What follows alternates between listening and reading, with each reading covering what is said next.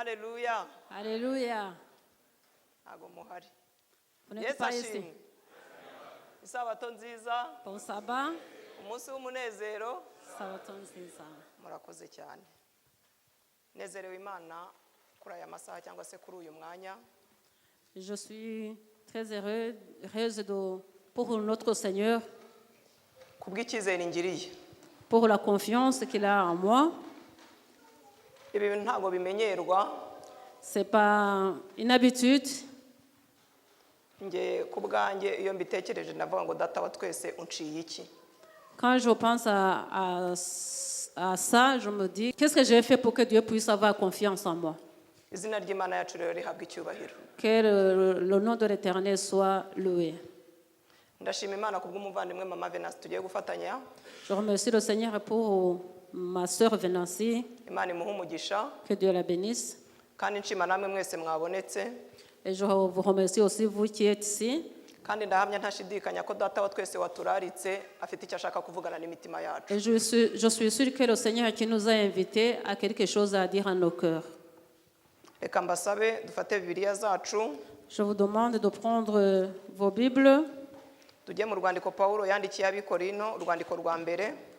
Dans le livre de 1 Corinthiens. Turasoma ku gice cyaho cya gatandatu ndasoma mbereye ku murongo wa 12 ngere ku murongo wa 20. Le chapitre 6 du verset 12 à 20. 1 Corinthiens chapitre 6 de 12 à 20. Urwandiko rwa mbere Pawulo yandikiye abikorino igice cyaho cya gatandatu ndahera ku murongo wa 12.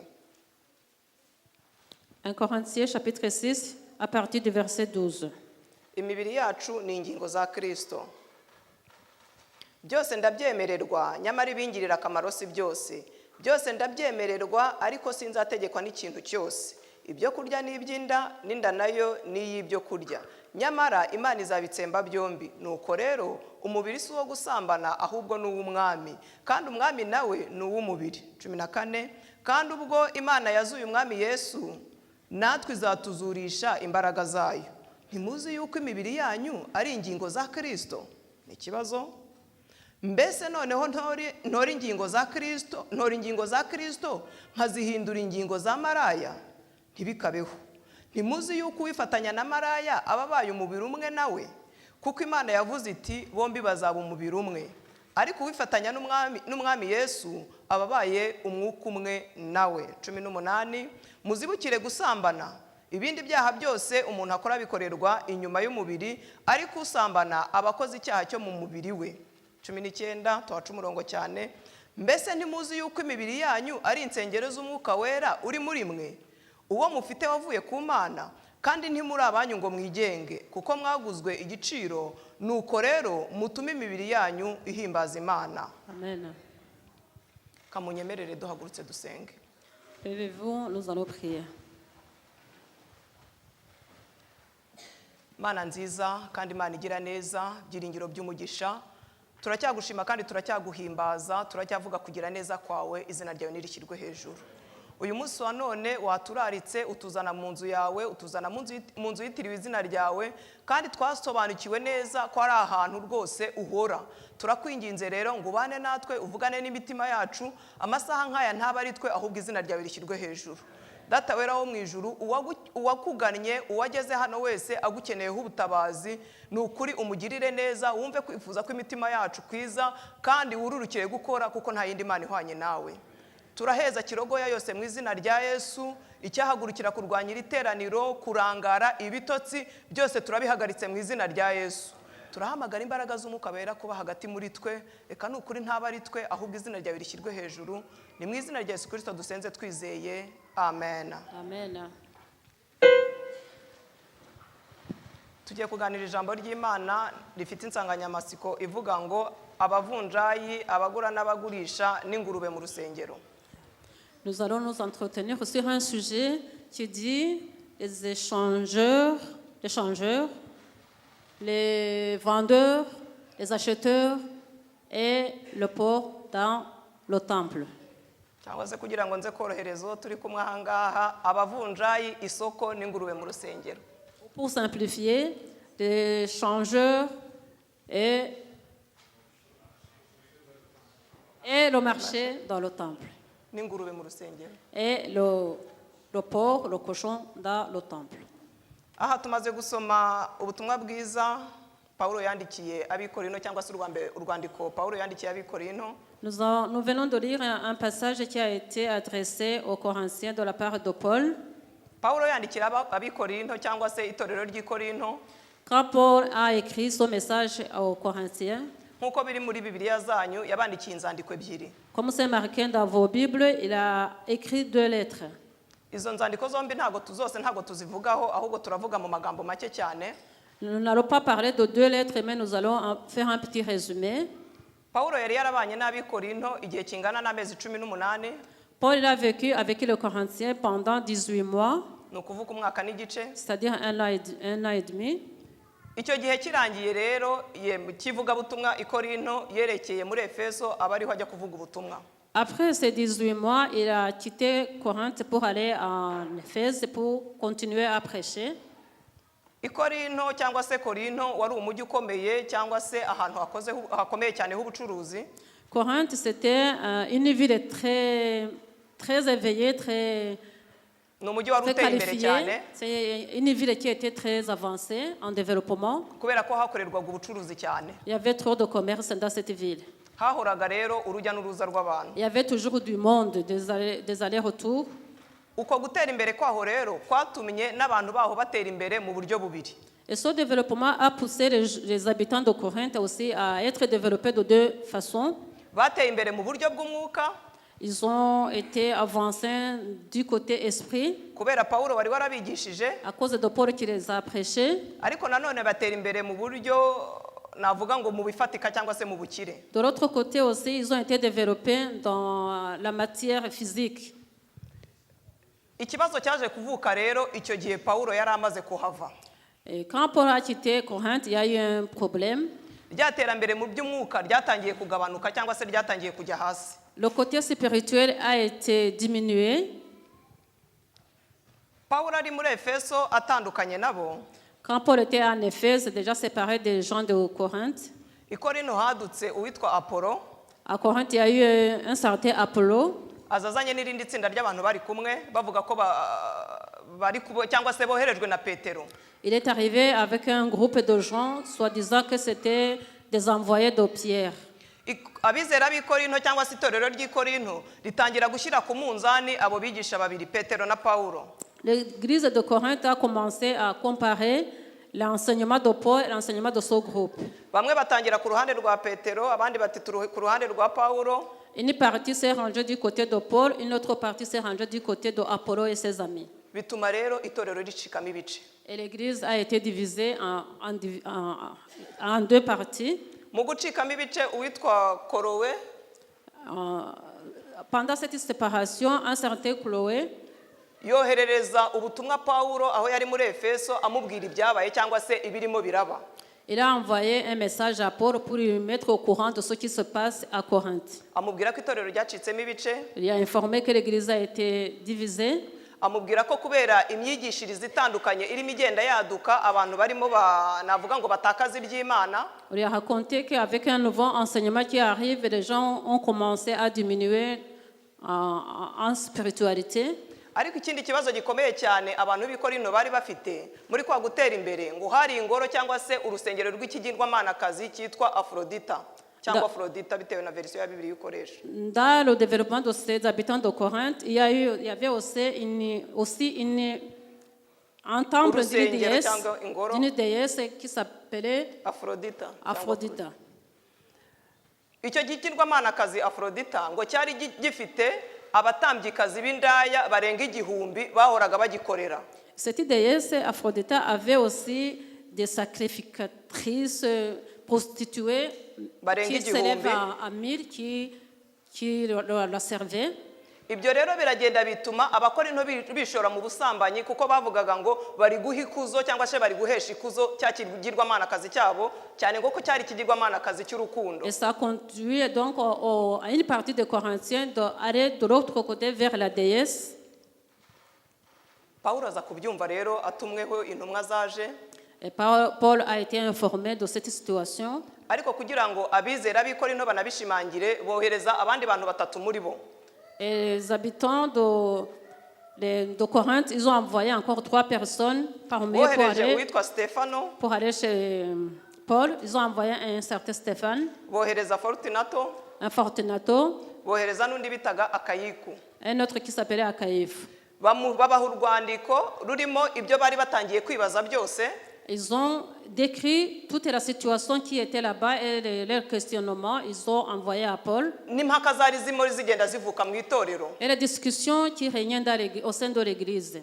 bifuzaga ko Pawulo abasubiza cyangwa se abasobanurira izo nzaduka zirimo zigenda zaduka inyigisho z'ibinyoma ubusambanyi kwifatanya n'andi mahanga. Ils aimeraient bien que Paul fasse le point sur cette situation qui venait d'arriver au sein de l'Église. Izo mpamvu zose rero nizo zatumye Pawulo abandikiriza izandiko ebyiri urwandiko rwa mbere rw'Abakorinto ndetse n'urwa kabiri. Et toutes ces raisons ont poussé à Paul à leur écrire les 2 lettres de Corinthiens. Iyo bisomye neza izo nzandiko zombi mubona ko agenda harimo impuguro zose mu byiciro byose by'abantu. Abashakanye, abagaragu, abatware n'ibindi bintu bitandukanye, inyigisho zitandukanye. Quand on lit ces 2 lettres, on y trouve beaucoup de choses, beaucoup de sujets sur lesquels Paul a décrit pour envoyer aux Corinthiens. Nubwo byari bimeze gutyo kubizera b'Ikorinto, malgré cela, barimo bagenda badukaho n'ibintu bidasanzwe. Les chrétiens de Corinthe donc rencontraient des difficultés. Abarimo bagenda basubira inyuma. Il y en a parmi eux qui reculaient, qui laissaient de côté la spiritualité. Ariko hari abakomeje gutsimbarara ku nyigisho za Pawulo cyangwa se kuguma mu nzira y'ukuri. Il y en a qui sont restés affermis dans le bon chemin. Byari bigoye kandi byari biruhije kuri bo. Ce n'était pas facile pour eux. Kuba muri izo nyigisho hagati cyangwa se muri abo bantu batakaje amategeko y'Imana. Vivre cette situation et parmi ces gens-là qui n'avaient plus le goût de la spiritualité. Kuba mu mujyi uteye imbere mu bigirwamana ndetse n'ubusambanyi. Vivre dans une ville où il y a trop d'idoles et trop de prostitution. Byari bigoye kuri bo kuba ari batsimbaraye ku mategeko y'Imana ariko byarashobokaga gukomeza kugundira Imana. C'était difficile de vivre dans cette situation entourée de toutes ces choses, mais c'était possible de garder aussi la foi. Nagira ngo mbabaze impungenge itorero cyangwa se ingorane n'imbogamizi itorero ry'Ikorinto ryari rifite muri icyo gihe ese twebwe uyu munsi wa none ntazo turi guhura nazo ari itorero nyirizina cyangwa se umuntu ku giti cye. Je voudrais poser cette question. Est-ce que la situation qui régnait à Corinthe dans le temps, aujourd'hui dans notre église actuelle, est-ce qu'on ne peut pas rencontrer ces difficultés personnellement ou dans l'ensemble? Ibi byatumye rero ntekereza amagambo aboneka muri Matayo igice cyaho cya 21. Ça m'a amené à réfléchir au passage qui se trouve à Matthieu 21, chapitre 21, versets 12 à 13. Matthieu 21, 12 à 13. Haravuga ngo Yesu yinjira mu rusengero rw'Imana yirukanamo abaguriragamo bose yubika ameza y'abavunjaga ifeza n'intebe z'abaguraga inuma arababwira ati byanditswe ngo inzu yanjye izitwa inzu yo gusengerwamo ariko mwebweho mwayihinduye isenga ry'abambuzi. Le passage a été affiché en français. Iri jambo dusomye tugende turihuze n'amagambo twasomye mu Bakorinto ba mbere. Le passage que nous venons de lire, nous faisons un lien avec le passage que nous avons lu en 1 Corinthiens chapitre 6. Ni igihe Yesu yari arimo aviye ariko yerekera i Yerusalemu. Ici, Jésus venait de Jéricho vers Jérusalem. ngo bageze bugufi bw'i Yerusalemu ngo baca i Betifage ku musozi wa Elayono.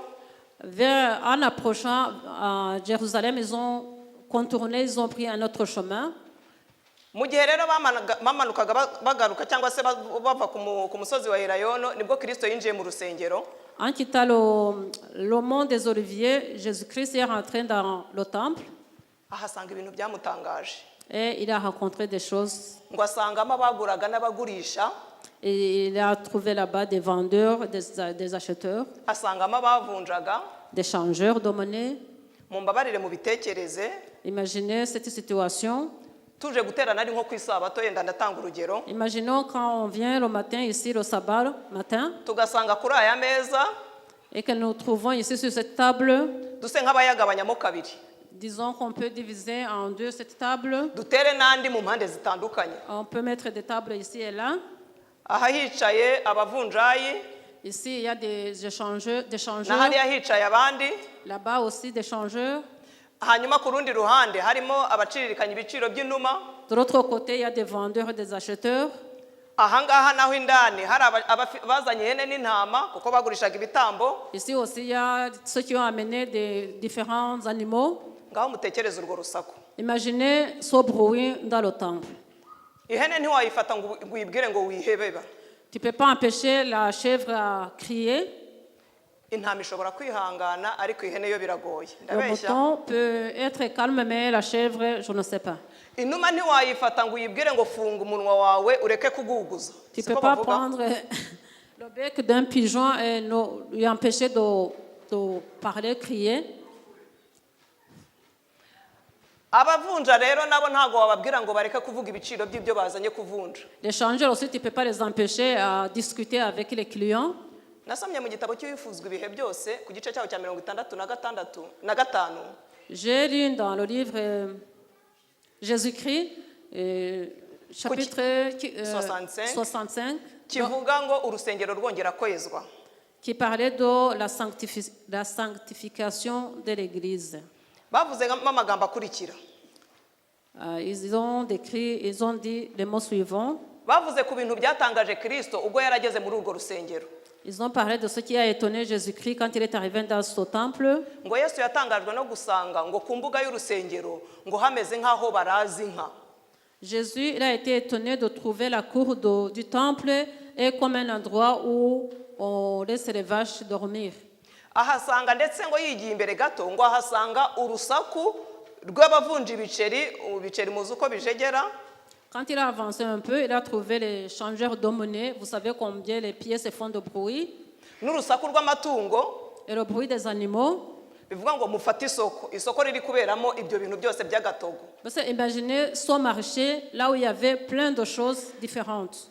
Kuko urusengero rero rwabaga dufite ahantu hatandukanye cyangwa se ibice bitandukanye. Comme le temple avait des différentes parties. Muri urwo rusaku rw'abavunja abagurisha abaciririkana ibiciro ngo humvikanaga n'urusaku rw'abantu bari mu mirimo y'urusengero. Dans ce bruit-là, dans ce mélange de bruit-là, on entendait aussi le bruit des gens qui étaient dans le service du temple. Je ne sais pas si vous arrivez à capter cette chose-là. Yesu ashimwe cyane. Tuze kugendana. Ngo muri urwo rusaku rwose harimo urusaku rw'abavunja, harimo urusaku rw'abacuruzi, ariko ngo hakanumvikana n'urusaku rw'abari mu mirimo y'urusengero. Au milieu de ce bruit-là, des changeurs, des vendeurs, des acheteurs, il y avait aussi le bruit des gens qui étaient aussi dans le service du temple. Ikintu gitangaje rero Yesu ngo abitegereje. Alléluia. Ce qui a étonné quand Jésus a regardé tout cela, ngo asangamo n'abatware. Il a trouvé aussi les maîtres. Ici, quand on dit les maîtres, il ne faut pas entendre les anciens de l'église. Prends ce maître-là comme toi-même en tant que maître de ton temple à toi. Surtout que là, on a lu dans 1 Corinthiens. Ugeze ku murongo wa 19 Paulo yabajije ikibazo abikorino cyangwa se mu rwandiko rwe yabandikiye yababajije ikibazo. Au verset 19 chapitre 6 Paul a posé une question. yarababaje ngo mbese ntimuzi yuko, reka amasome, ngo mose ntimuzi yuko imibiri yanyu ari insengero z'umwuka wera uri muri mwe. Au chapitre 6, verset 19, il a dit, okay. Ngo mbese ntimuzi yuko imibiri yanyu ari insengero z'umwuka wera uri muri mwe. Savez-vous pas que votre corps, vos corps, c'est le temple du Saint-Esprit qui habite en vous? Ibi nitubivuga rero ntidutinde i Korinto gusa, ahubwo tugaruke kuri rwa rusengero ruhe. Quand nous disons ça, il ne faut pas que nous traînions sur la situation de Corinthe, il faut regarder nous-mêmes en tant que temple. Ahubwo twibuke ko imibiri yacu ari insengero z'iki? Rappelons-nous que nos corps sont le temple du Saint-Esprit. Umwuka wera uri muri twe. Yesu rero ngo yubika ameza y'abavunjaga ibyakorerwagamo byose. Il a renversé toutes ces tables et tout ce qui était dans ce marché-là. Kubera ko yasanze abitwa abatware cyangwa se abayobozi barabihinduye nka business. Parce qu'il a trouvé les maîtres ou les dirigeants ont transformé ce temple comme un lieu de business. Bari barirengagije inshingano zabo. Ils avaient loupé leurs responsabilités. Bibagirwa umuhamagaro wabo. Ils ont oublié leur appel. Uyu munsi rero nge nawe tuze gusaka urusengero rwacu turebe niba nta numa ziri kugurukamo, nta bavunjayi barimo cyangwa se nta soko ririmo riberamo. Examinons nos cœurs, nos temples pour voir s'il n'y a pas de pigeons ou des changeurs ou de toutes choses mauvaises qui sont dans ce temple-là. Ibi byanteye kongera gutinda cyane ubwo Salomo yubakaga urusengero. Ça m'a poussé aussi à réfléchir, à penser quand Salomon a reconstruit le temple. Aya masomo yose tuze kuyahuza. Nous allons faire un lien entre ces différents passages. Ni mu Bami ba mbere, ni inkuru ziboneka mu Bami ba mbere igice cyawo cya gatandatu uhereye nko ku murongo wa mbere ukamanuka, ariko ntago tuhasoma. C'est un passage qu'on trouve en 1 Roi au chapitre 6, mais on ne va pas lire ça. Ubwo Salomo yubakaga urusengero, quand Salomon a bâti le temple, Imana yari yaramubwiye ibyo bagomba gukurikiza byose cyangwa se ibyo bagomba gukora byose. Dieu lui avait donné de l'ordre ou des instructions concernant cette construction. Imuha amategeko n'amabwiriza y'iyubakwa ry'urusengero. Il lui a donné des lois et des préceptes concernant la construction de ce temple. Ikintu cyantangaje iyo ugeze nko ku murongo wa 7 muri icyo gice cya gatandatu. Ce qui m'a trop frappé quand on lit le verset 7 de ce chapitre 6. Haravuga ngo mwiyubakwa ry'iyo nyumba ngo nta rusaku rw'inyundo cyangwa icyuma ngo rwigeze rwumvikana aho ngaho. Il est écrit que pendant la construction, on n'a pas entendu le bruit de marteau ou d'autres métal dans le temple, dans ce lieu-là, quand on voulait construire ce temple. Ngo amabuye yo kubakisha barayafataga ngo bakajya kuyacurira cyangwa se kuyacongera mu nganzo ahabugenewe. Les pierres qu'on devait utiliser, on les prenait, on les amenait dans un endroit précis où réservé c'était fait pour les tailler. Hanyuma bayazana kuyubakwa cyangwa se kuri chantier cyangwa se aho bari kubaka. Et quand on ramenait ces pierres déjà prêtes, nta wongeraga kujyaho ngo ajye guconga ibuye. Personne ne touchait à ces pierres pour les retailler. Kuko nta rusaku rwagombaga kumvikana aho ngaho. On ne devrait pas avoir du bruit à ce lieu-là. Kuko nta rusaku rwagombaga kumvikana hehe. Parce qu'il n'y a pas de bruit qui devait se faire entendre où? Yesu ashimwe cyane. Ngo kuko nta rusaku rwagombaga kumvikana hehe mu rusengero. Urusengero murakoze cyane. On ne devait pas entendre un bruit dans le temple qui est notre corps. Ibuye bararizanaga barivanye mu nganzo baritereka mu mwanya waryo rikajyamo neza rikwiriye nta kindi kintu bagomba kurikoraho. On prenait une pierre bien taillée, bien préparée, quand on la mettait à la place, c'était bien magnifique, on ne devait rien corriger. Ikibazo rero twebwe dufite uyu munsi wa none cyangwa se amatorero cyangwa se itorero rigenda rihura nacyo. Notre problème aujourd'hui que nous rencontrons, nuko hagiye haza amabuye ataracongewe hehe. C'est qu'il y a beaucoup de pierres qui n'ont pas été taillées à l'endroit prévu à cet effet. Amabuye atarigeze acongerwa mu mwanya wabugenewe. Des pierres qui n'ont pas été taillées à l'endroit où il fallait les tailler. Ayo mabuye rero agashaka gucongerwa hehe mu iyubakwa ry'urusengero. Et ces pierres veulent être taillées quand on est en train de construire. Kandi nta rusaku rwagombaga kumvikana hehe. Et on ne devrait pas entendre un bruit, le bruit à ce moment, à ce lieu. Navuze ngo twibuke ko urusengero ari iki? Rappelons-nous que le temple c'est notre corps. twebwe rero uyu munsi wa none turimo turagenda tuzana ayo mabuye yose tugashaka kuyashyira mu mwanya mu iyubaka ry'uru rusengero ruri kubaka data wa twese arimo arubaka, tugashaka kuyashyiraho no kuyacongerayo kandi mu by'ukuri atajyamo adakwirwa amatari umwanya wayo. Aujourd'hui, nous voulons prendre toutes ces pierres non taillées et nous voulons les mettre là où ils doivent être, alors que notre Dieu n'a pas prévu que ces pierres soient menées ou mises sur la construction, alors qu'elles devaient être taillées ailleurs. Urebe ko uru rusengero rwawe rwubatswe n'amabuye yacongewe mu nganzo cyangwa se yacongewe hanze y'inganzo.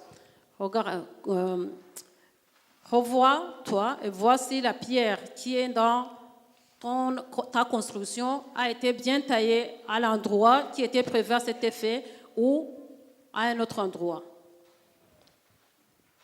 Nahoze nsoma amagambo avuga ku bakurambere bacu. J'ai lu les paroles concernant nos ancêtres. N'amagambo ataboneka muri Bibiliya yera. Ce sont des paroles. Ce sont des lettres qu'on ne trouve pas dans notre Bible. Pas parce que ce n'est pas des histoires vraies. Ahubwo nuko ari inzandiko zitagiye zimenyekana inshuro nyinshi abazanditse cyangwa se abazitondeye kugira ngo bazitunganye. Mais parce que ce sont des lettres qui ont été écrites par des gens inconnus. Cyangwa zikaba inzandiko zagiye ziboneka nyuma. Ou des lettres qui ont été découvertes après. Abanditsi cyangwa se abahanga bazise les apocryphes sinzi uko ndi bubisobanure mu Kinyarwanda. Ariko ni inzandiko zihishe. Ce sont des écrits un peu cachés. Muri izo nzandiko nasomyemo umugabo bita Matatiyasi. Parmi ces lettres, j'ai lu l'histoire d'un certain Matathias. Iyo dusomye muri Luka igice cyaho cya 3 umurongo wa 25 na 26. Quand on est à Luc chapitre 3 verset 25 à 26, tuhabona ibisekuru amazina y'ibisekuru bya Yesu. On y trouve de la généalogie de Jésus. Muri ayo mazina y'ibisekuru bya Yesu bavugamo abagabo batagira ahandi hantu bagenda bagaruka cyangwa se amazina atagira ahandi hantu agenda agira garuka. Parmi cette généalogie, on parle des noms de gens qu'on ne revoit plus ailleurs dans la Bible. Nasomyemo ijambo rimwe cyangwa se izina rimwe rikomeza kuba muri jewe bituma njya gushakisha. J'ai lu un nom et son nom m'a poussé à aller faire des recherches. Sanga bavugamo abagabo babiri bafite izina rimwe bita Matatiya cyangwa se Matatiyasi. On a parlé de deux hommes qui ont le même nom, Matathias. Bagaboneka ku murongo wa 25 na 26 ariko nge ndavuga kuboneka mu murongo wa 26 Matatiyasi mwene Semiyeni. On parle de deux Matathias, versets 25 et 26. Moi, je parle de celui qui se trouve au verset 26, le fils de Semei. Matatiyasi mwene Amosi namwe muzagende mu mushake muzakora uwo mukoro. Vous allez faire une recherche, vous allez voir, vous allez lire, vous allez trouver. Twese dufatikanye gusoma murakoze cyane. Mu gihe cya Alexandre mukuru wari warigaruriye cyangwa se wari warigaruriye ibihugu byinshi ajya gutanga igihugu yakigabuyemo cyangwa se akigabira abagaragu be. Au temps d'Alexandre le Grand, avant de mourir, il a divisé son pays, il a donné des parties à ses collaborateurs ou à ses assistants. Mubo yagiye agabira cyangwa se agabanya ibihugu.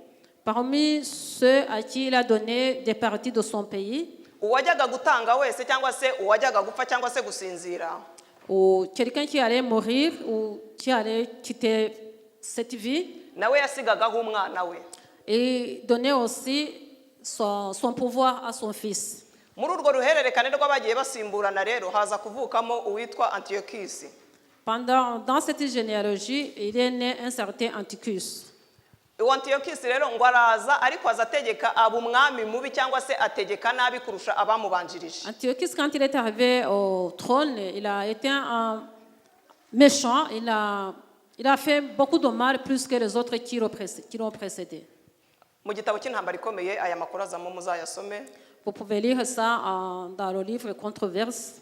Uwo mwami mukuba mubi rero ngo yagiye abuza Abisirayeli cyangwa se abayuda mu gusenga Imana nyakuri, bivuga ngo ibituma abizera bakomeza gukurikira Imana, abayuda bakomeza gukurikira Imana byose yabyigijeyo. Et ce roi, il a été très mauvais, il a empêcher au peuple d'Israël de continuer à espérer ou avoir la foi en confiance en leur Dieu. yakuyeho amategeko y'Imana akuraho kubahiriza isabato ndetse n'indi mihango yose y'idini. Il a supprimé la loi, les commandements et tout ce qui vont avec l'obéissance à Dieu.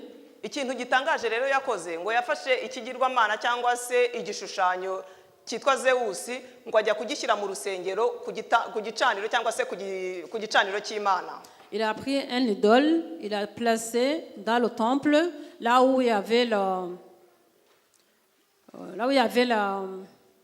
ku gicaniro cy'Imana. Là où il y avait l'autel de Dieu. Niyarekera aho ngaho ngo aragenda ngo afata ingurube ku ngufu ajya kuyitambira cyangwa se kuyitamba mu rusengero. Comme ce n'était pas suffisant, il a pris aussi un cochon, il est allé le sacrifier dans le temple. Donc ibi ni bigaragaza buryo ki uwo muntu cyangwa se Antiochus yabaye mubi kurenza abandi bose. Ça montre comment ce roi, il a été très mauvais plus que les autres. Intego ye cyangwa se icyo yaragambiriye kwari ugusibanganya burundu ibyo abasenga cyangwa se abitwa ko basenga Imana nzima byose bisibangana ahubwo bagakurikira imigenzo ye. Son objectif était de supprimer ce qui est en rapport avec Dieu, mais il voulait mettre en avant l'idole. Aha rero niho havutse itsinda riyobowe n'uwo Matatiyasi twavuze. C'est là où c'est né le groupe qui a été conduit par Matthias que nous avons parlé. Matatiyasi avuga amagambo akomeye cyane. Et il dit des paroles très fermes. Reka nyasome mu mbabarire. Je vais les lire. Ngo Matatiyasi yitegereje ibyakorwaga muri Yerusalemu aravuga ngo mbese ngo mbega ishyano ngo atese naba naravukiye kureba umuryango wanjye urimbuka kureba amatongo y'umujyi mutagatifu yumva ntabyumva cyangwa se umujyi w'Imana cyangwa se Yerusalemu ukorerwamo ibibonetse byose. Et Matthias, quand il a observé tout ce qui se passait dans le temple et à Jérusalem, il a dit, quelle horreur, est-ce que je suis né pour voir ma famille se détruire ou voir la ville sainte détruite? Yumva ntazakomeza kurebera rero cyangwa se ntiyarekeraho. Il a senti qu'il ne pouvait pas continuer à observer cela sans rien faire. Afatanyije n'abahungu be batanu biyemeza kurwanya no gukuraho imikorere ya Antiochus yose. Aidé par ses 5 fils, il a pris la résolution de combattre et supprimer tout ce qui était en rapport avec le roi Antiochus. Antiochus wari warigaruriye Yerusalemu kubera Matatiyasi yongera kwigarurirwa kandi noneho n'abayuda cyangwa se n'abisirayeli. Antiochus avait déjà conquis Jérusalem. De retour entre Matthias et ses fils, ils ont repris Jérusalem comme ville des Juifs. Muzi cyaje kwica Antiochus? Vous savez pourquoi il est mort, Antiochus? Ngo yaje kwicwa n'indwara y'agahinda ngo bitewe nuko Yerusalemu yongeye kwigarurirwa n'abatari mu ruhande rwe. La cause de sa mort, c'est la souffrance ou le chagrin, parce que Jérusalem a été repris par des gens qui n'étaient pas de son côté. Uyu Matatiya cyangwa se Matatiyasi rero afatanije n'abahungu be batanu n'abandi bantu bari kumwe bahagurukira kurwanya kwera kw'amategeko y'Imana. Matthias, aidé par ses fils et les autres gens qui restaient toujours fidèles à Dieu, ils ont combattu pour remettre la gloire de Dieu. Umwe mu bahungu be ntabwo ndi bubavuga amazina, umwe mu bahungu we witwaga Yuda. Un de ses fils qui s'appelait Judas. Cyangwa se nubwo nabavuga nta kibazo twihuse. Umwe yitwaga Yohana Gadi. Un s'appelait Jean Gad. Simoni witwaga Tesi. Simon qui s'appelait Tesi. Yuda nawe wari warahaye izina rya Makabe. Judas qui avait le nom de Maccabée. Na Eliyazari witwaga Awarani. Eliazar.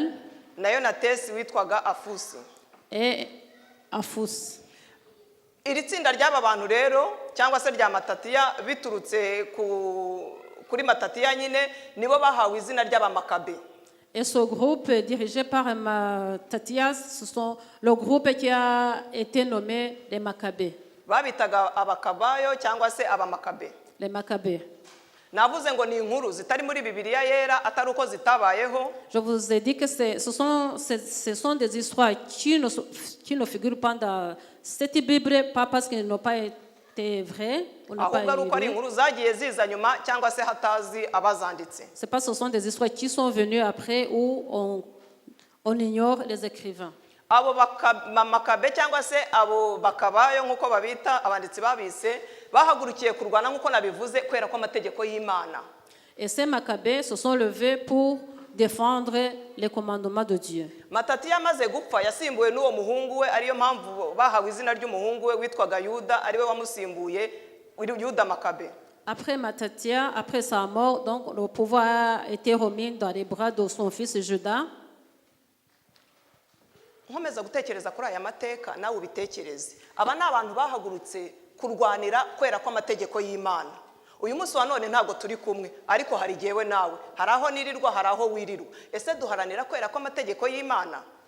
Et ce groupe s'est levé pour défendre la sainteté des commandements de Dieu. Aujourd'hui, ces gens ne sont pas là, mais nous sommes là. Est-ce que là où nous sommes placés, moi et toi, est-ce que nous faisons en sorte que la sainteté des commandements continue à rester à leur hauteur? Quand je lisais ces histoires-là, je suis encore tombée sur un vieillard qui s'appelait Eliezer.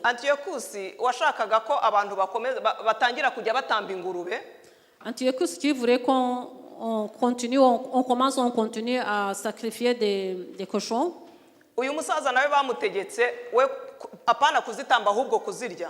Ce vieillard-là, le vieux Eliezer, il n'a pas obligé à seulement sacrifier, mais à les manger aussi. Je ne suis pas venu pour voir qui les mange et qui ne les mange pas. Mais je ne manquerai pas de te dire que si tu manges le cochon, tu as des problèmes. Eliezer, on l'a mis dans sa bouche.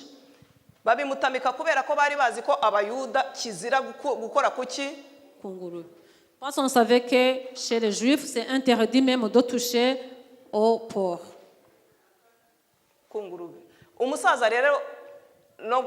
Kwihagarara reka mbivuge gutyo nkoresha amagambo yanjye no kurwana ku mategeko y'Imana cyane ko yaranageze mu zabukuru aravuga ati ibintu bishoboka. Eliezer, il a dit non, c'est pas possible, je peux pas. Mu kubyanga yagombaga amahitamo yari abiri, kwemera kurya cyangwa gupfa. Il y avait deux choix, soit manger le porc ou accepter la mort. Ngira ngo bagatunganije ahangaha bakatumurika imbere ngira ngo bakavirira harumenya. Je ne sais pas si on nous présente cette viande bien préparée, je ne sais pas comment on saurait, ça je ne sais pas. Imana iturengere. Que Dieu nous défende. Umusaza rero ngo bari bashinzwe gutegura ayo mafunguro ingurube. Et ceux qui étaient chargés à préparer cette viande de porc, ce qui était et qui est encore impur chez le peuple de Dieu, et ils se sont rapprochés de lui en commençant à lui donner des conseils. Et j'ai continué à lire l'histoire.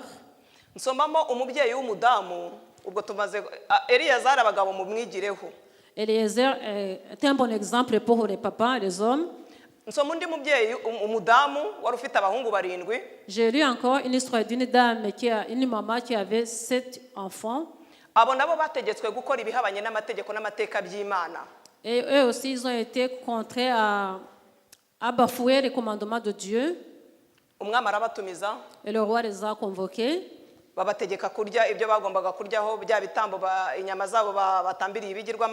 les a obligés aussi à manger la viande impure qui a été présentée aux idoles. La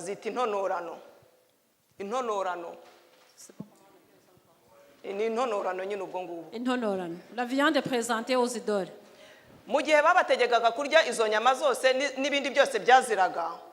Quand on les a obligés à manger cette viande et tout ce qui était impur, abo basore ndetse na nyina ubabyara bagendaga babaza umwe niba ari bwemere kurya cyangwa se ari buhitemo gupfa. Et les 7 enfants, ils ont été questionnés un à part.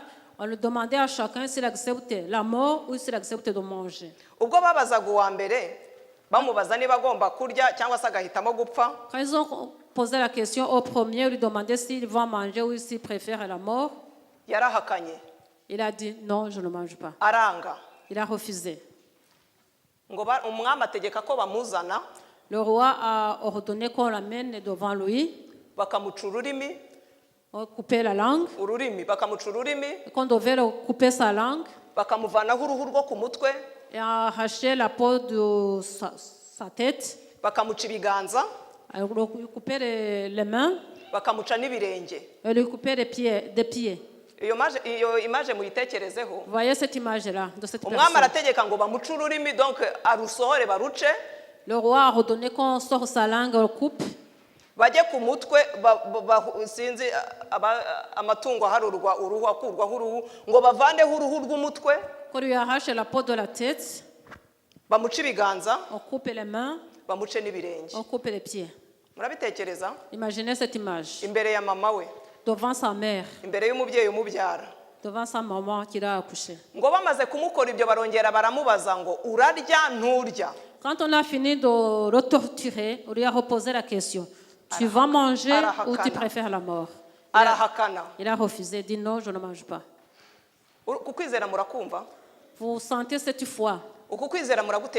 Cette foi-là ferme. Nsoma izo nyandiko rero cyangwa soma ayo makuru haravuze ngo amaze guhinduka nk'agahirivi. Quand j'ai lu cette histoire, on a dit quand on a torturé d'une façon extrême, bivuga ngo amaze guhinduka nk'akantu katagira isura murebe bagukuyeho uruhu rw'umutwe. Imaginez sans la peau de la tête. Ibi byo ku mutwe byose byavanyeho n'uruhu n'umusatsi n'amatwi byose birajyana. Ici la tête et les oreilles, tout est parti. Baguciye ururimi. On a coupé la langue. Baguciye ibiganza. On a coupé les mains. Baguciye n'ibirenge. On a coupé les pieds. Ariko uracyakomeza kuvuga ngo sintandukana n'amategeko y'Imana. Mais tu continues à dire je me sépare pas des commandements de la loi de Dieu. Babikoze uwa mbere aranga barango umwami yari yategetse ko bategura ingunguru n'ibikarayi binini byo kubakaranga ari bazima. Le roi avait prévu que on amène un tonneau rempli d'huile pour les griller. Amaze kubyanga baramufashe bamukarangira imbere y'abavandimwe be na nyina kugira ngo hari bize kugamburuza abavandimwe bari kumureba.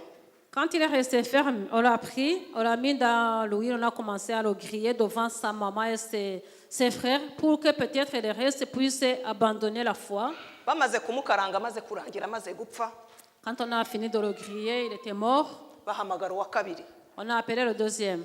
Bamubaza niba arya cyangwa atari burye aguma ku mategeko. On lui a demandé s'il est ferme par rapport au commandement ou s'il va manger. On lui a donné le choix. Ntago ndi buvuge bose amagambo bagiye basubiza.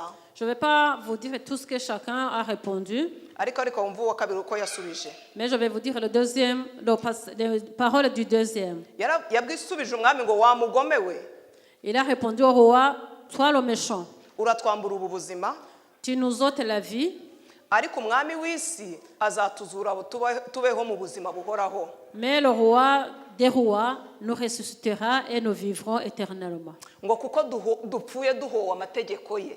Parce que nous mourrons à cause de sa loi, de ses commandements. Ibyo ntago byari gukora ku mwami ahubwo byatumye agira uburakari bazana n'undi. Ça n'a rien changé au roi, mais ça a remonté sa colère. On a ramené encore un troisième. Bamukorera bya bindi bamuca ururimi bamuvanaho uruhu rw'umutwe bamuca ibiganza n'ibirenge bakamukaranga imbere y'abandi akarangira yanze guhakana avuga ati ntago ndi butandukire n'amategeko y'Imana. Le même système a arraché la peau, coupé la langue, coupé les mains, coupé les pieds, grillé, mourir.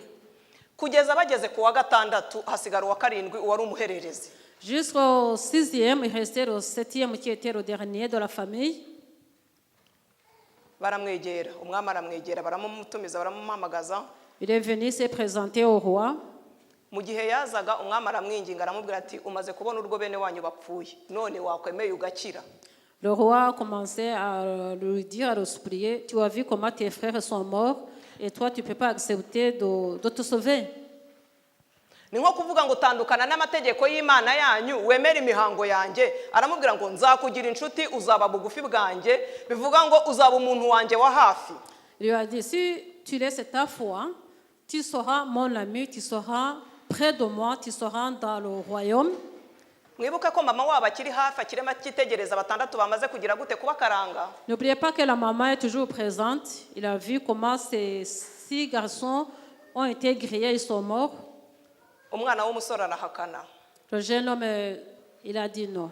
Umwami ahindukirira mama we, ahindukirira nyina w'umwana. Et le roi se retourne vers la maman. Abari wajya kunegosiya kugira ngo ahari yenda we yakumvisha umuhungu we, kuko umwami yumvaga atashaka gutsindwa. Il voulait que la maman négocie à son fils, que peut-être que le fils va écouter, obéir à sa maman, parce que le roi ne voulait pas être vaincu.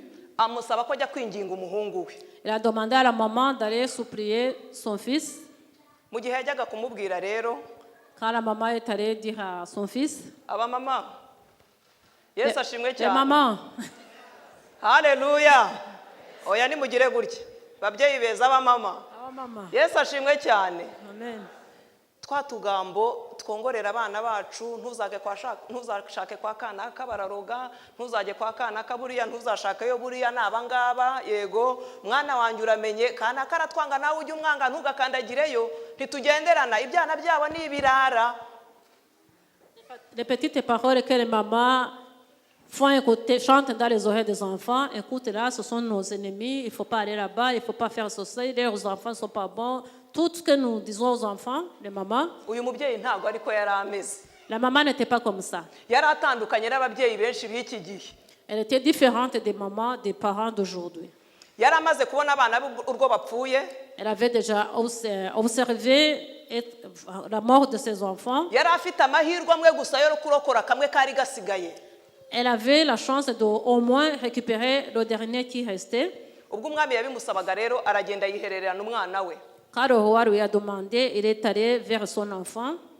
Umwami yumvaga hari ko agiye kumunoza neza akagaruka umwana yemeye kuvirira ku mategeko y'Imana. Le roi pensait que la maman va négocier, que le fils allait accepter les conseils du roi.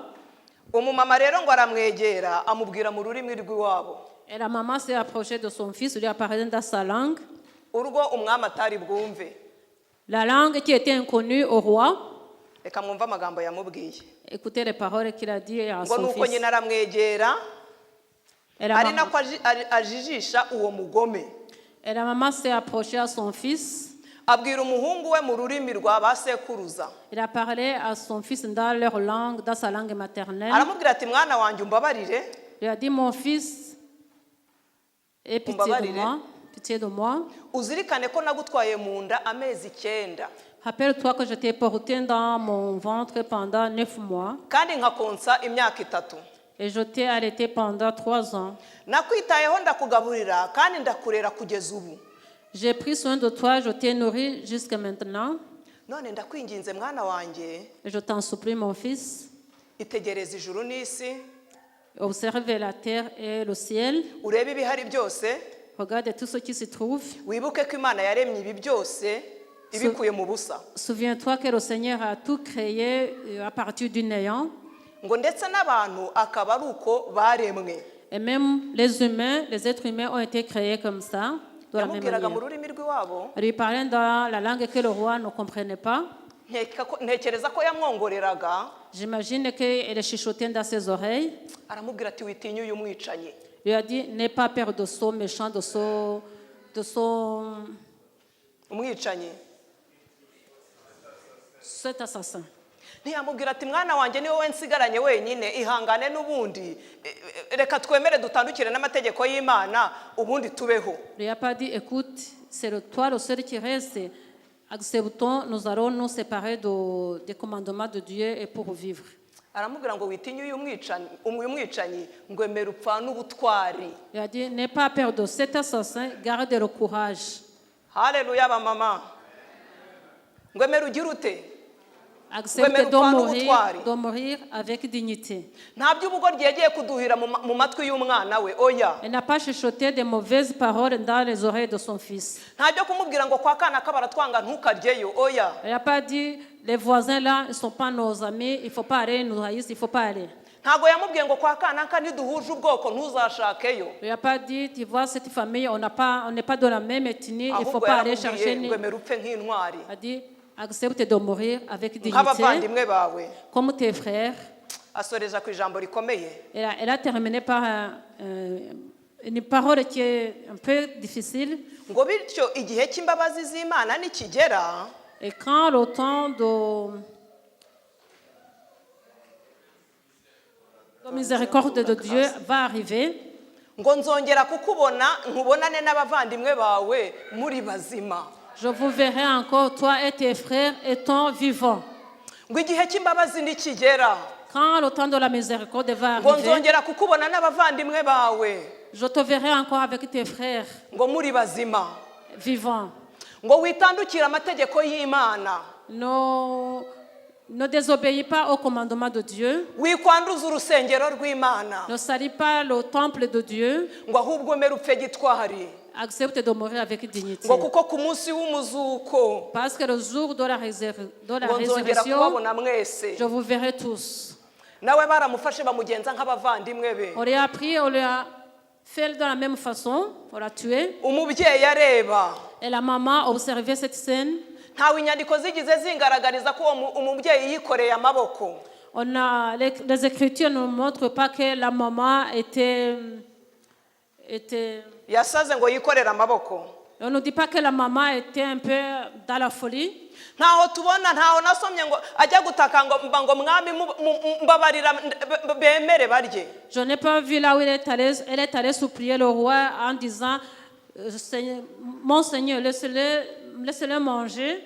ahubwo uko yahabwaga uburyo, Mais comme elle avait chaque fois l'occasion, yarababwiraga ngo bana banjye nimutandukira amategeko y'Imana. il dira aux enfants de ne pas désobéir à la loi de Dieu. bagabo n'abagore bateranye uyu munsi wa none, Hommes et femmes présents ici ce matin, basore bari hano, les jeunes, turi ku cyigisho kivuga ngo nous sommes abavunjayi, nous entretenons sur le sujet qui parle abagura de n'abagurisha n'ingurube mu rusengero. les changeurs, les vendeurs, les acheteurs et le porc dans le temple. izi ngero tubonye ni iz'abantu banze guhurizamo ako kavuyo kose mu rusengero rw'Imana. Tous ces exemples, ce sont des exemples de gens qui n'ont pas voulu amener le désordre dans le temple, dans leur temple. ni abantu bemeye gutuza amategeko y'Imana mu rusengero rwabo cyangwa mu mitima yabo cyangwa mu midugudu yabo batabivanze n'ibindi byose. Ce sont des personnes qui ont accepté de garder les commandements de Dieu sans mélange, kugeza ubwo bashyize ubuzima bwabo mu kaga, jusqu'à mettre leur vie en danger. ariko bakomeza kwitandukira icyatuma icyo ari cyo cyose batandukira n'amategeko y'Imana. Mais chaque fois, ils défendaient la cause de la loi divine. icyaziraga cyose bitandukanya nacyo.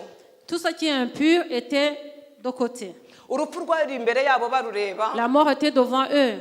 ariko bamanika amaboko baravuga ngo ntitwahemukira Imana. Mais ils ont dit qu'on ne peut pas désobéir à la loi divine. none wowe aho umukuru w'itorero atari, Et toi, là où l'ancien de l'église n'est pas, aho umuyobozi w'icyiciro cyawe atari, là où tu es seul sans le responsable de ton département, rubyiruko rwacu aho ababyeyi batari, mweri izihe mbuto. nos jeunes, là où vous êtes quand les parents ne sont pas là, mufata iyihe myanzuro? quelles sont vos résolutions, quels sont ese aho vos ntabwo fruits? turi kurya ibizira kugira ngo twirengere uyu munsi wa none? Est-ce que même peut-être nous ne mangeons pas l'impur pour sauver notre vie d'aujourd'hui? nagira ngo ngutangarize ko uko uhitamo gutandukira amategeko y'Imana niko utazakira ikiganza cy'ishobora byose. Je voudrais te dire que si tu t'écartes de la loi de Dieu, tu auras des conséquences. abaririmbyi baturirimbiye ngo se Yesu naza azasanga tukimwiteguye. Les chanteurs, ils ont chanté, quand Jésus reviendrait, est-ce qu'il nous trouvera-t-il prêts? nibyo uraterana ku isabato, C'est vrai, on vient ici le sabbat, no mu mibyizi uraterana, même en semaine, nous nous réunissons.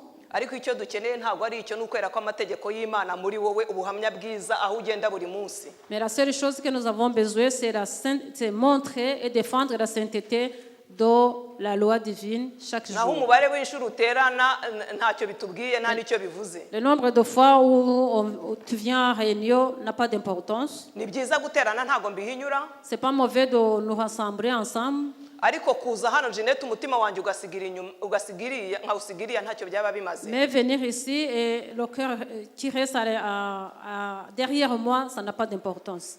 Tugana ku musozo rero Vers la fin, badusomeye isomo riboneka muri Yesaya on nous a lu un passage qui se trouve en Ésaïe, igice cyawo cya 11 umurongo waho wa 2. au chapitre 11, verset 2. Haragaragara imyuka irindwi cyangwa se haravuga imyuka irindwi ko Yesaya yahanuraga. Ésaïe 11, verset 2. Haravuga ngo umwuka w'Uwiteka azaba kuri we, umwuka w'ubwenge n'uw'ubuhanga, umwuka wo kujya inama n'uw'imbaraga, umwuka wo kumenya Uwiteka n'uwo kumwubaha. Il est écrit, l'Esprit de l'Éternel reposera sur lui, esprit de sagesse et d'intelligence, esprit de conseil et de force, esprit de connaissance et de crainte de l'Éternel. Data wa twese mwiza akeneye abagabo buzuye ibi bintu birindwi. Aujourd'hui, le Seigneur a besoin des hommes qui sont remplis de cette chose. Akeneye abagabo buzuye umwuka we w'Iteka cyangwa se umwuka w'Imana uri kuri bo. Il a besoin des hommes dans lesquels il y a son esprit. Akeneye abagabo bafite umwuka w'ubwenge. Il a besoin des hommes qui ont esprit de sagesse. Akeneye abagabo bafite umwuka w'ubuhanga. Les hommes qui ont un esprit d'intelligence. Akeneye abagabo bafite umwuka wo kujya inama. Les hommes qui ont un esprit de conseil. Bahanika batari ibyigenge. Qui ne sont pas des rebelles. Akeneye abagabo bamuzi kandi icyanyuma baharanira kumwubaha. Il a besoin des hommes qui le reconnaissent et qui ont la crainte, qui ont sa crainte. Kristo akeneye abagore. Christ a besoin des femmes buzuye ibi bintu. Qui ont rempli de cette chose. Umwuka w'ubwenge n'ubuhanga, kujya inama, imbaraga, kumenya Uwiteka ndetse no kumwubaha. Et toutes ces choses qu'on a citées, les femmes aussi doivent en avoir. Twabonye urugero rwa Eliyazari. Nous avons vu l'exemple d'Eliezer. Twabonye urugero rwa Matatiyasi n'abahungu be batanu. Nous avons vu l'exemple de Matthias et ses 5 Tubonye fils. urugero rw'uyu mubyeyi n'abahungu be barindwi. Nous venons de voir l'exemple de cette maman avec ses 7 fils. Bose baharaniye ko urusengero rw'Imana rukomeza kuba urwera. Toutes ces personnes, ils ont combattu pour que le temple de l'Éternel reste toujours saint. Kuko bari buzuye ibi bintu. Parce qu'ils étaient remplis de cette chose. Kuko bari buzuye umwuka w'ubwenge n'ubuhanga. Parce qu'ils étaient remplis d'esprit de sagesse et d'intelligence. Kujya inama. Esprit de conseil. Umwuka w'imbaraga. Esprit de force. Bari abantu bagirwa inama bakumva. Ce sont des gens qui recevaient des conseils, qui écoutaient. Ndetse bari buzuye umwuka w'Imana. Et ils étaient remplis de l'Esprit de Dieu. Tugiye gusenga Imana. Nous allons prier le Seigneur. Ushobora kuvuga ngo igihe mbayeho cyangwa se iminsi maze mu by'uru rugendo. Je peux dire que le temps que je viens de passer dans ce voyage. Kubw'ibibazo n'ingorane byari biri imbere yanjye. À cause des problèmes et des difficultés qui étaient devant moi, nagiye mfata imyanzuro ipfuye. J'ai pris de mauvaises résolutions. Tubonye ingero z'abafashe imyanzuro myiza. Nous venons de voir des exemples de gens qui ont pris de bonnes résolutions. Uyu munsi ndifuza kuguhamagara ngo uze dusengane. J'aimerais bien t'appeler pour que tu puisses venir prier avec moi. Ushobora kuba uri umupapa. Tu peux être un papa. Ushobora kuvuga ngo mu bihe maze nagiye mfata imyanzuro ipfuye. Tu peux dire, le temps passé, j'ai pris de mauvaises résolutions. Je n'ai jamais défendu la sainteté des commandements de Dieu. J'ai eu un mauvais témoignage. J'ai sali le temple de Dieu. J'ai mis dans le temple de Dieu, j'ai mis des vendeurs et des acheteurs. J'ai mis dans le temple de Dieu ce qui ressemble au cochon. J'ai introduit le désordre dans ce temple. J'ai mis des choses qui n'étaient pas destinées à ce temple. ariko uyu munsi ndakwinginga ngo uze dusengane. Mais aujourd'hui, je t'en prie, viens, on va prier ensemble. Nyankunda kuvuga ngo ntiduhaguruke mu kigare. J'aime bien dire qu'il ne faut pas te lever quand tu vois les autres se lever. Celui qui est touché par cette parole peut avancer, venir devant ici, on va prier. Peut-être tu es une maman, tu peux te dire j'ai pris des résolutions qui ne sont pas bonnes.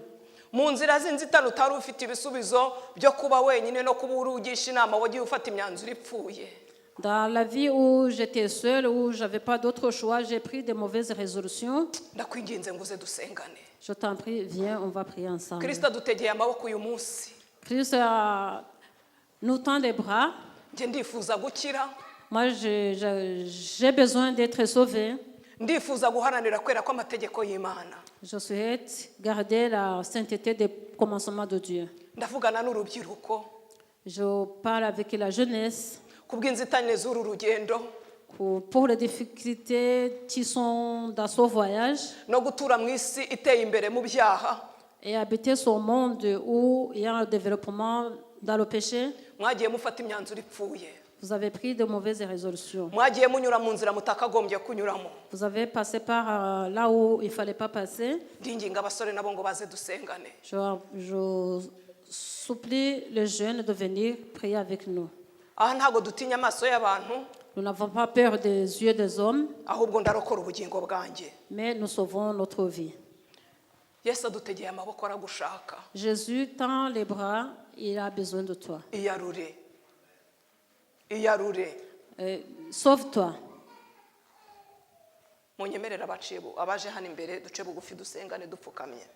Nous allons nous agenouiller pour la prière.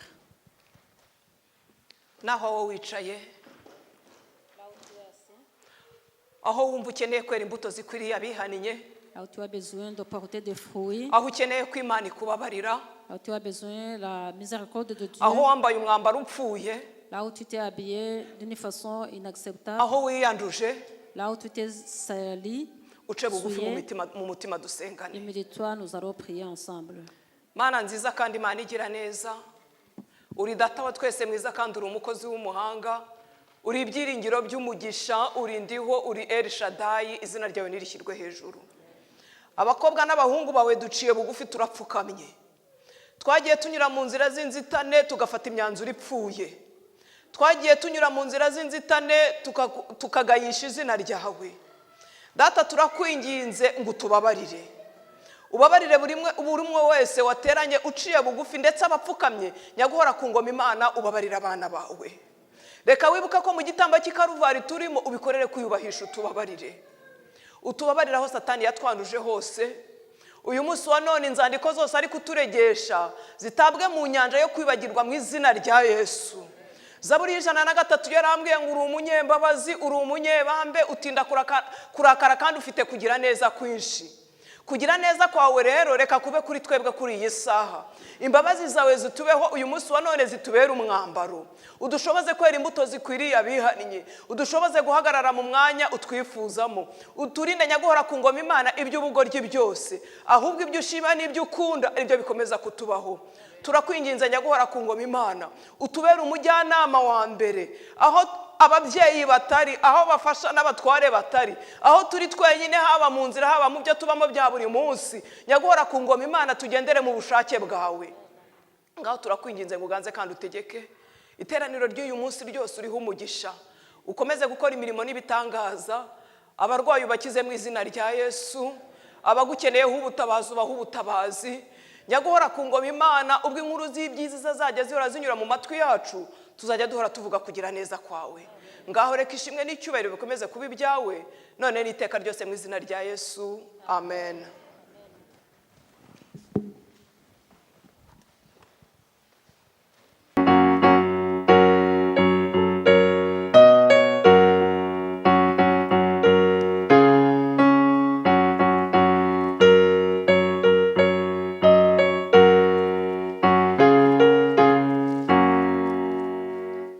Ni mchana matawazo, umejinu